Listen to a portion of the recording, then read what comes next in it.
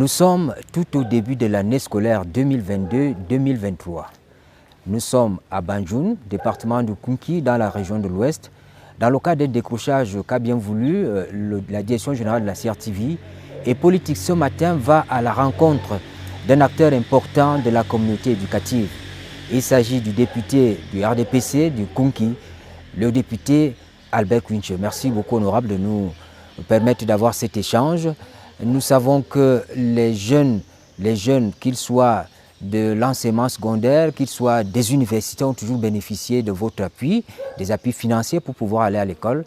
Alors, ce début de l'année scolaire 2022-2023 nous donne l'occasion de comprendre le fondement même de cette opération que vous conduisez depuis des années. Je le fais parce que le secteur éducatif est un secteur que j'affectionne. Je le fais aussi parce que j'aime mon pays. Je le fais aussi parce que j'accompagne les pouvoirs publics dans la formation de la jeunesse. On sait qu'il y a une édition qui est annoncée, peut-être que je vous arrache l'information, au mois d'octobre qui arrive. Ce sera une autre édition des bourses aux doctorants, comme d'habitude. On peut déjà en savoir plus? Effectivement, le 8 octobre, nous organiserons la 13e édition qui consiste en la remise des bourses aux meilleurs bacheliers de la région de l'Ouest. L'innovation de cette année consistera bien sûr à l'octroi des bourses. Vous savez, il y a 2 ans, j'avais institué en la mémoire du patriarche une bourse photo Victor. Donc, cette cérémonie sera présidée par la plus haute autorité de la région. Le gouverneur. Le gouverneur de la région. L'autre spécificité aussi, et depuis l'année dernière,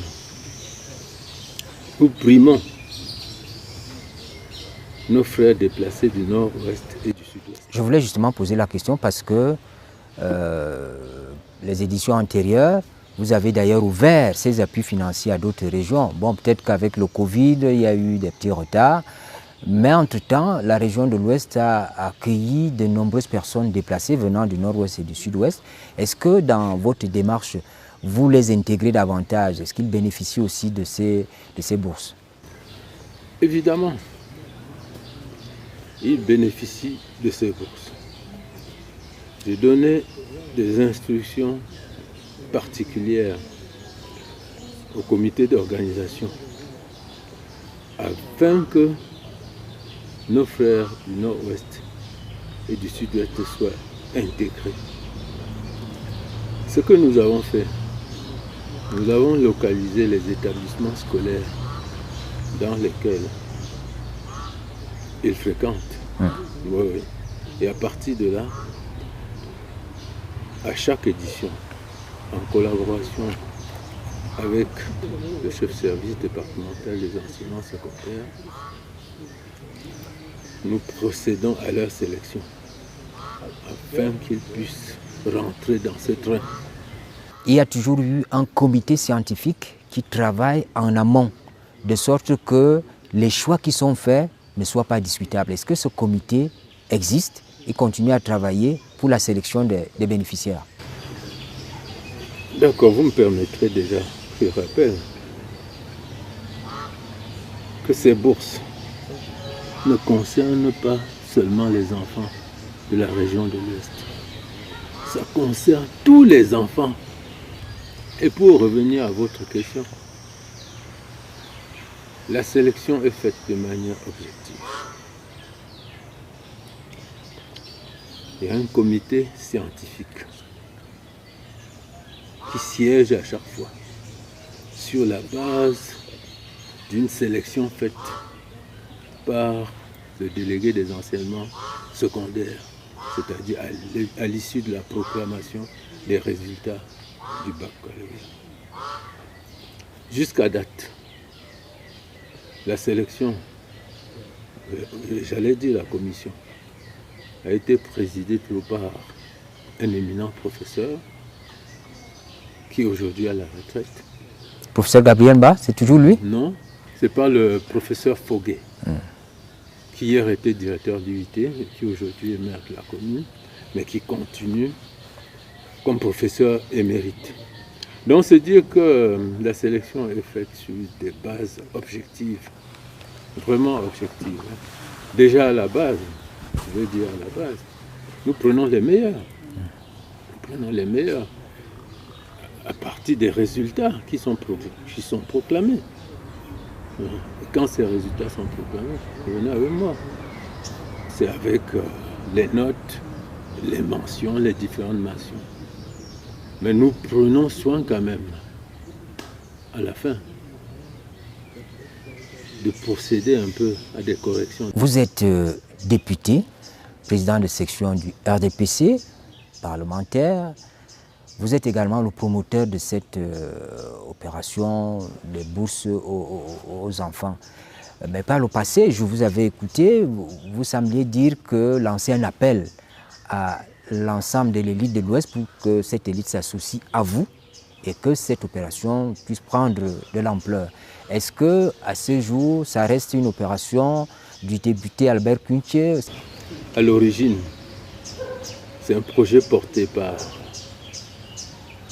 l'honorable Albert Kounché. J'ai sensibilisé les élites de ma communauté, de mon département, à intégrer ce train. Et la réaction a été positive, au point où aujourd'hui, bon nombre participent à cet événement. À chaque édition, je reçois des aides spontanées de mes élites. Par voie de conséquence, le nombre de nos enfants bénéficiaires de ces bourses. Donc, c'est pour dire que ce programme, il n'est plus le programme de M. Kounché ou de l'honorable Kounché uniquement, mais c'est un programme qui rassemble. Autre chose, je peux être fier que ce programme a permis aux autres élites, d'autres départements, de répliquer la même action. J'ai une grande élite, je ne citerai pas le nom, qui depuis environ 8 ans fait la même chose. Et je me souviens qu'à la première édition, cette grande élite a dit ceci: l'exemple vient du conquis. Et je suis fier de suivre ce que l'honorable Kounché Albert a fait. Apparemment, c'est animé ici. L'envie de développer la localité est là. L'élite se mobilise pour que cet objectif soit atteint.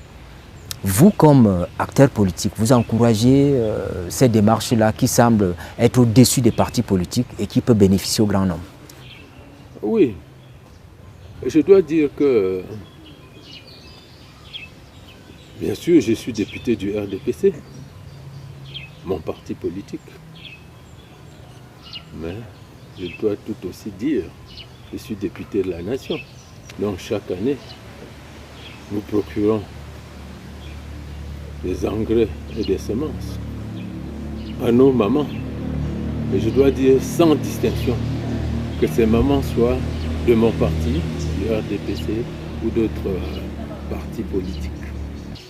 Mais on peut aussi parler des secteurs qui touchent la vie quotidienne de nos populations. Je citerai les besoins en eau. Oui, il y avait justement un projet de construction d'un point d'eau potable pour les administrations. Ça aboutit, ce projet? Ce forage que j'ai fait au centre administratif alimente, outre nos populations résidentes, la résidence de monsieur le sous-préfet, ainsi que 3 services départementaux. On peut citer d'autres forages. Je pense à l'Artif.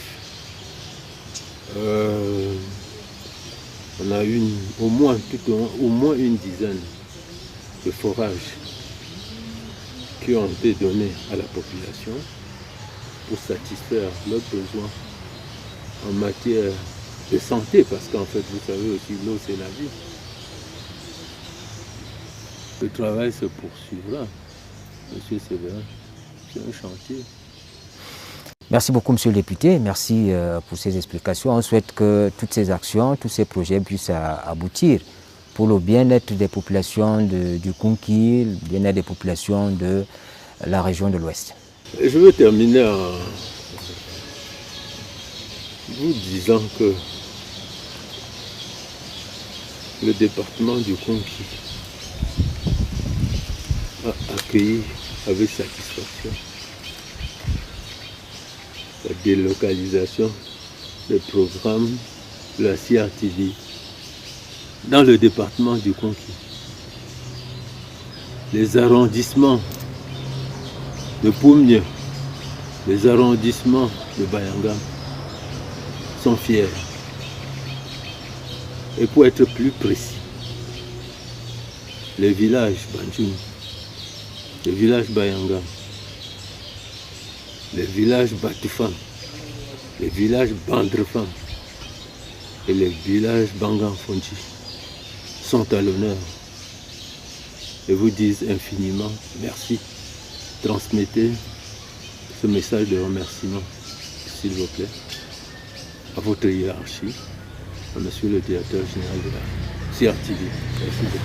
Mesdames, Messieurs, c'était Politics. Nous parlions un acteur important de l'éducation dans le Kounki, le député Albert Kounche, qui s'active à accompagner les enfants à travers des bourses scolaires. Il y a une opération qu'il conduit ici depuis des années. On sera au mois d'octobre à la 13e édition. Il a bien voulu s'ouvrir à nous pour parler de cette démarche-là. On lui dit merci. Merci à vous qui nous regardez à la maison. Bonne suite des programmes sur la CRTV.